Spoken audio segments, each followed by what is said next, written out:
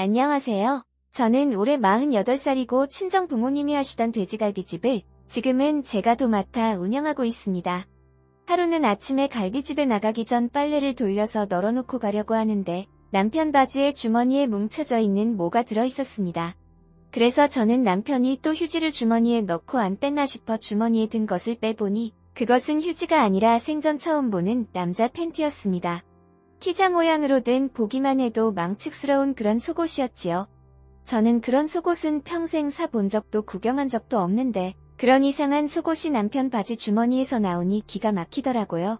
그런 것이 바지 주머니에 들어있었다는 것은 남편이 나 몰래 넣어뒀다가 깜빡하고 그대로 둔 모양인데 그 상황은 아무리 좋게 생각해도 내가 안 보는 다른 곳에서 입었다고 밖에 생각이 들지 않았습니다. 매일 일하느라 정신없고 늘 같은 곳에서 일을 하고 있어서 다른 짓을 하고 돌아다닐 거라고는 생각지도 못했는데 지금까지 헛짓거리하고 돌아다녔다고 생각하니 그때부터 남편을 유심히 관찰하고 알아봤더니 남편은 정말 상상 이상이었습니다.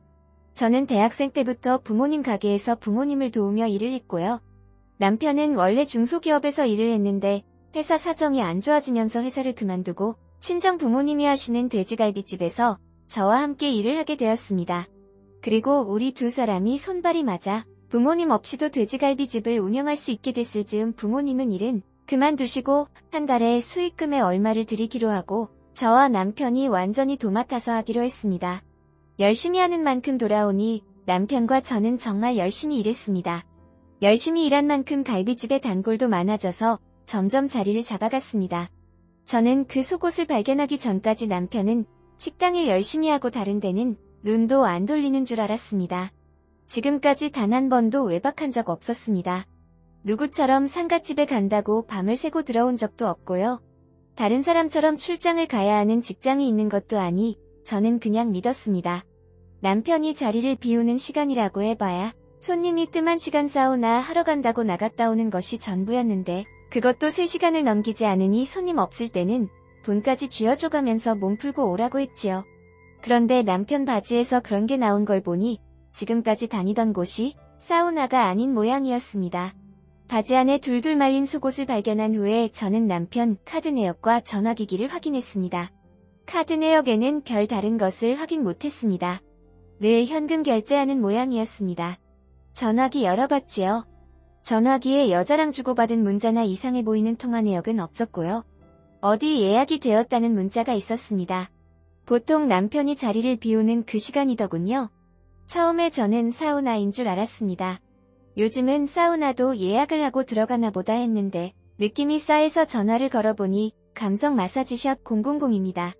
라고 하더라고요. 그래서 저는 감성 마사지샵이 뭔가 싶어 순진하게도 거기 마사지샵인가요? 무슨 마사지를 해주는 곳이에요? 물었지요. 그랬더니 전화 받는 사람이 제가 마사지 받으려고 전화한 게 아니라는 걸 알아차렸는지 아주 사무적인 말투로 네, 여기는 경락 아로마 마사지예요. 하더군요. 그래서 제가 또 순진하게도 거기 혹시 옷 다 벗고 이상한 속옷 입고 하는 덴가요? 하고 물었지요. 그랬더니 상대방이 짜증 섞인 소리로 고객님 예약 잡으실 건가요? 했습니다. 그래서 저는 아니라고 나중에 다시 전화하겠다고 전화를 끊었습니다. 그냥 전화해서 물어봤을 뿐인데 꼭 도둑질이라도 하다가 들킨 것처럼 괜히 제 심장이 쿵쾅 거리더라고요. 남편이 마사지 샵에 예약이 잡혔다는 문자를 보고 거의 일주일에 한 번 꼴이었습니다. 주로 가는 곳이 제가 전화한 곳이었고 다른 곳도 돌아가면서 마사지를 받으러 갔더라고요. 저는 그 마사지 샵이 여자들 얼굴 마사지 하듯 그런 곳인지 정말 이상한 짓까지 하는 곳인지 알 수가 없었지요. 어떻게 알아볼까 고민을 하다가 근처에 호프집을 아는 젊은 사장이 있는데 친구들하고 우리 집에 자주 오기도 하고 오래전부터 누님 하면서 잘 따르기도 해서 호프집 사장한테 가서 한번 물어봤지요. 내가 요새 몸이 너무 피곤해서 마사지숍 가서 마사지 한번 받아볼까 싶은데 어디가 좋아? 집에 전단지 온 거 보니까 감성 마사지 어쩌고 하는 게 있던데 거기 한번 가볼까? 감성이니까 좋은 음악도 틀어주고 분위기도 괜찮을 것 같은데. 그랬더니 그 호프집 동생이 두 손을 허공에 휘저으면서 아이고 누님 뭐 그런 데를 가시려고 해요. 그런데 100% 변태 마사지 하는 데예요. 누님처럼 몸 뻐근하다고 가는 그런 데 아니에요. 하더군요. 그래서 저는 그래? 어떤 덴데? 가봤어? 하고 물었지요. 그랬더니 아니, 제가 꼭 가봤다기보다는요. 제 친구 놈들이 그런데 들락거리는 놈들이 많거든요. 제가 절대 가봐서 아는 게 아니고요. 저도 들어서 아는 거예요. 그런데 마사지샵 이름 내걸고 하는 데 있잖아요. 그게 대부분 변태업소라고 보시면 돼요. 아주 극히 드물게 커플들이 같이 가는 마사지샵이 있기는 한데요. 그런 거는 저기 홍대 같은데 그런데 극히 몇 군데 있고요. 나머지는 다 비슷비슷해요. 이름은 전통 마사지, 아로마 마사지, 경락 마사지, 감성 마사지 뭐 다양한데요. 특히 이거 감성, 이거는 진짜 할 거 다 한다고 보시면 되는데요. 감성 중에서도 끝에 빨간색 하트 표시 있는 전단지 있죠? 그런 거는 그냥 뭐 그런 데예요. 제가 누님한테 설명하기 민망하니까 자세히 설명은 안 할게요. 그런데 이 정도로만 말씀드려도 다 아시죠? 남자한테는 여자 마사지사가 붙고요. 여자한테는 남자 마사지사가 붙는데요. 끝까지 갈 때까지 다 간다고 보시면 되고요. 이런 데는 주로 일회용 속옷을 주거든요. 내가 누님 앞에서 이런 용어를 써도 되는지 모르겠는데 티자 있잖아요. 하길래 저는 남편 바지에서 나온 티자가 생각이 나서 순간 깜짝 놀라면서 뭐 티자 했더니 역시 누님한테 이런 얘기하면 안 되는 건데 너무 놀라셨죠? 제가 누님 앞에서 너무 자세하게 얘기를 했나봐요. 암튼 그렇습니다. 하고 얘기를 마치려고 하기에 아니야. 계속 얘기해봐. 그래서 그런 게 주고 어떻게 하는데? 하고 물었더니 아니, 제가 직접 가본 게 아니라서 자세히는 잘 모르고요. 어쨌든 그런 거 일회용 속옷 같은 주거든요. 부담스러우면 안 갈아입어도 돼요. 그런데 꼭 갈아입는 변태 같은 인간들 있어요. 하기사, 거기 가는 게 다 변태 같은 거지만 어쨌든 거 가면 보통 마사지 하면 1시간에 6-7만원 정도 하는 데도 있고 1시간에 8-9만원 하는 데도 있는데요. 금액이 올라가면 올라갈수록 수위가 좀 높아진다고 생각하시면 되고요. 마사지하는 사람들 옷차림도 금액이 높아지면 높아질수록 별로 걸치고 있는 게 없다. 이렇게 보시면 됩니다. 그러니까 그런 데 가시면 안 되고요. 정몸이 찌뿌둥하시면 한의원에 이런 거 있잖아요. 건전한 거 그런 데 가세요. 괜히 한번 가졌다가 중독돼서 자꾸 가시면 가정 아작 나는 겁니다. 한번 가면 나도 모르게 자꾸 가고 싶고 막 생각나고 그렇거든요. 물론 제가 가봐서 그랬다는 것은 아닙니다. 다 들은 겁니다. 절대 직접 가본 게 아니고요. 그러니까 저를 이상한 변태 같은 놈으로 취급하시면 안 됩니다. 누님 그래서 저는 잘 알겠다고 저는 마사지샵에는 못 가겠다고 집에서 혼자 발 마사지나 해야겠다고 하고 나왔지요. 호프집 동생 앞에서는 아무렇지도 않은 척했지만 돌아서 나오는데 머리가 핑 돌면서 현기증이 나더라고요. 피곤하다고 해서 좀 쉬었다 오라고 내보냈더니 밖에서 그런 짓을 하고 다닐 줄은 꿈에도 몰랐고요. 저는 그런 이상한 짓은 술집이나 가야 그런 줄 알았는데 술 안 마시고 멀쩡한 정신으로도 저런 데를 갈 수 있다는 것이 신기할 뿐이었습니다. 그런데 뭔가 좀 이상하다는 생각이 들었습니다. 남편은 거의 매일 바람 좀 쓰고 오겠다며 점심시간이 끝나고 난 뒤 밖에 나갔다 오는데 마사지 샵에 가는 건 일주일에 한 번 정도였습니다. 그렇다면 다른 날은 어디로 가는 거지? 라는 생각이 들더라고요. 이 인간이 도대체 원 짓거리를 하고 돌아다니는지 내 눈으로 직접 봐야겠다 싶더라고요. 직접 미행할 수 있는 여건은 안 되고 해서 저는 심부름센터라도 연락을 해봐야 하나 어쩌나 하고 있다가 길 건너의 커피숍에 바리스타로 일하는 사람이 남편이 바람이 나서 헤어졌다는 소리를 들어서 저는 그 동생한테 찾아가서 좀 알아봤지요. 그래서 그 동생한테는 솔직하게 얘기했지요. 남편이 요새 좀 이상한 것 같다고 매일 나가면 2시간씩 자리를 비우는데 그냥 바람 쐬러 가는 것 같지 않다고 하니 사장님 그게 100% 파람이에요.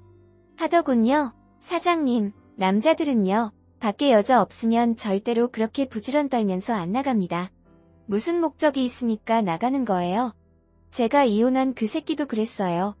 바람 안 났을 때는 주말에는 소파에 들어 누워서 하루 종일 리모컨만 돌리고 있더니 바람이 나니까 주말에도 새벽같이 일어나서 기어 나가더라고요. 그리고 더럽게 안 씻던 인간이 얼마나 자주 씻어대는지요. 피부 벗겨지는 줄 알았잖아요. 밖으로 자꾸 나가고 깔끔 떨고 하는 데는 다 그만한 이유가 있는 거예요. 사장님 남편도 자꾸 밖으로 싸돌아다니는 거 보니 죄송해요. 바람난 것들은 다 똑같은 것들이라서 저도 모르게 말이 막 나왔어요. 어쨌든 사장님 남편도 제가 보기에는 바람났어요. 어떤 년인지 때려잡으세요.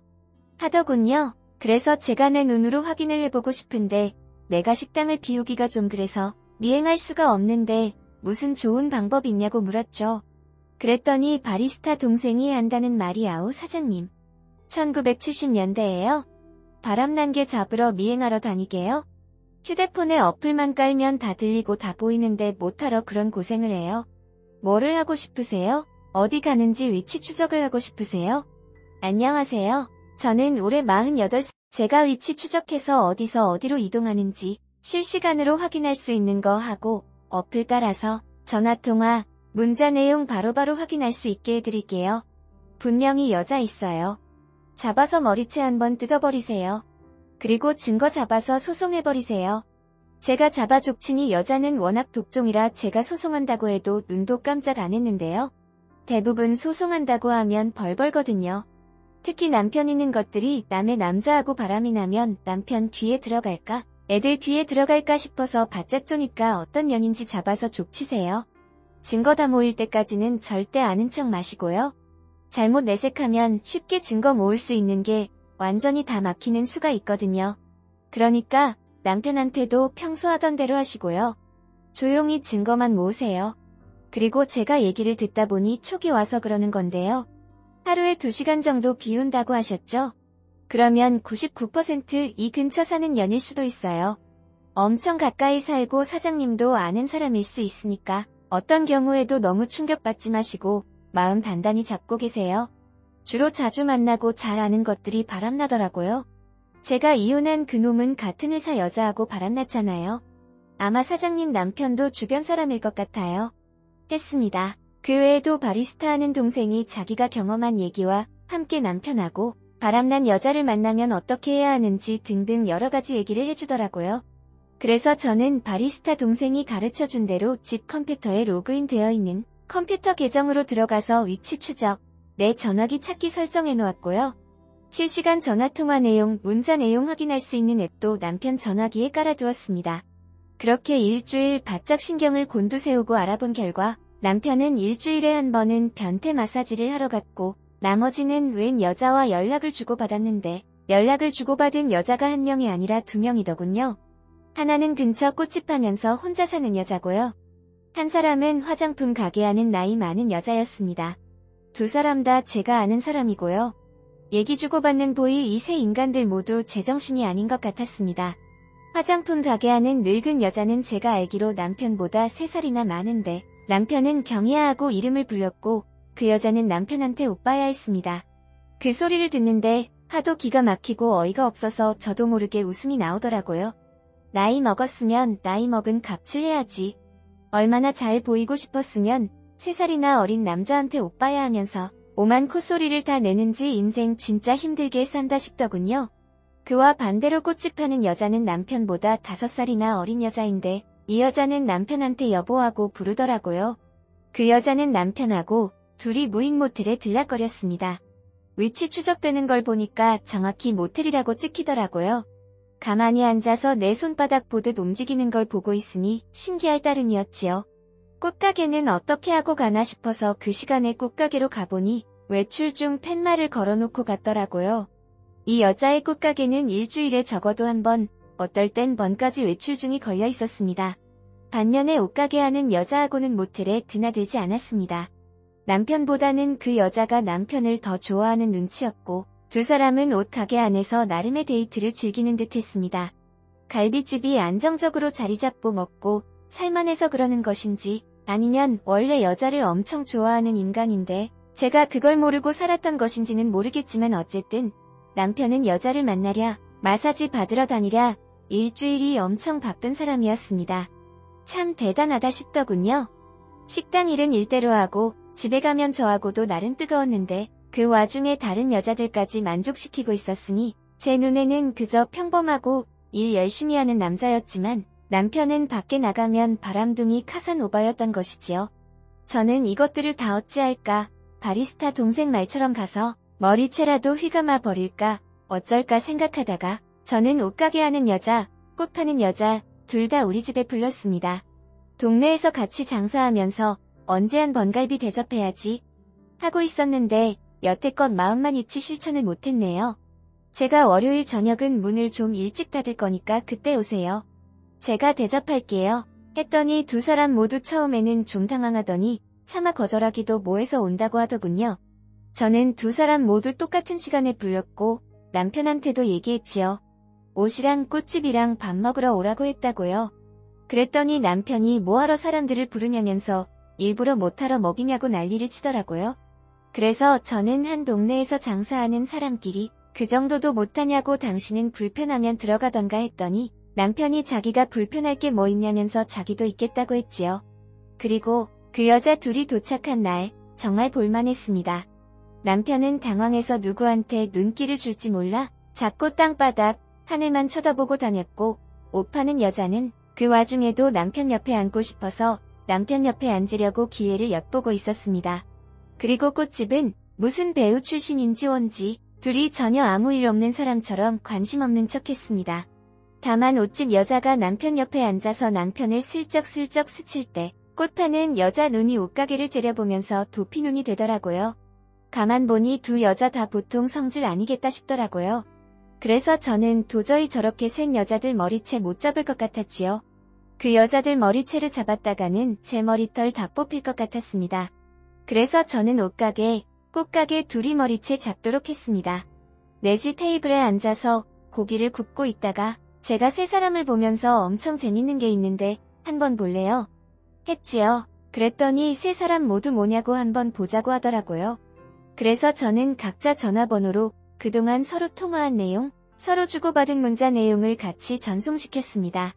그랬더니 세 사람 얼굴이 동시에 일그러지면서 서로를 쳐다보고 저를 쳐다보더니 옷가게가 먼저 폭발했습니다. 뭐야, 오빠야 인연이랑 모텔 갔어? 나하고 만나면서 둘이 바람 피웠단 거야? 이 여시 같은 년이랑. 오빠야 왜 그래? 지금까지 다 거짓말이야. 나만 사랑하는 게 아니었어. 그런데 어떻게 전현이랑 모텔을 가? 하더군요. 그랬더니 꽃가게가 이 여자가 미쳤다. 어디서 2년 전년이야. 하고 옷가게 머리채를 먼저 잡았습니다. 그러면서 여보, 이 늙은 여자 뭐야? 정말 이 늙은 여자랑 만났던 거야? 하더군요. 그랬더니 남편은 저 하면서 아무 말도 못하고 있고 옷가게는 뭐? 늙은 여자 하면서 괴력을 발휘해서 꽃가게를 다 쥐어뜯어 놨습니다. 겉으로 보기에는 꽃가게가 더 독하고 못해 보이는데 막상 싸움이 붙으니 옷가게를 못 당하겠더라고요. 늙은 여자라는 말에 자존심이 굉장히 상했던 것인지 온 힘을 다해서 그 여자를 쥐어뜯어 놨습니다. 그랬더니 보고 있던 남편이 두 분 그만하세요. 이거 놓으세요. 놓고 말씀으로 하세요. 하고 말리니 옷가게가 이제는 남편의 멱살을 잡았고 꽃가게는 엄청 분했던지 물병에 물을 그 두 사람에게 확 끼얹었고 열받은 옷가게는 다시 꽃가게 머리채를 잡았습니다. 그야말로 난리도 보통 난리가 아니었지요. 그날 둘이 알아서 싸워주니 손 안 대고 코 푸는 격이었고요. 그 후 저는 여자같이 상간녀 소송을 걸었고 남편도 이혼 소송을 걸어 옷가게 1,500, 꽃가게 1,500의 남편 2,000 총합 5천만 원의 위자료를 받았습니다. 그리고 남편 자격이 박탈됨과 동시에 우리 갈비집에서도 바로 해고시켜버렸습니다. 남편과 이혼을 해서 두 딸이 놀라기는 했지만 딸들은 나 같아도 이혼했겠다면서 자기들은 걱정하지 말라고 하더라고요. 엄마 인생이니까 엄마 하고 싶은 대로 잘했다고 했습니다. 두 딸이 그렇게 얘기를 해주니 제가 마음이 한결 가볍고 편하더라고요. 결혼해서 끝까지 잘 살면 제일 좋겠지만 아무리 생각해봐도 구제할 수 있는 인간이 있고 도저히 구제불능인 인간이 있더라고요. 100번 1000번 생각해도 구제불능인 남편과 헤어진 것은 100번 1000번 잘했네요. 저는 고등학생, 대학생 두 딸 끝까지 잘 뒷바라지하면서 제 인생 살아보겠습니다. 제가 위치 추적해서 어디서 어디로 이동하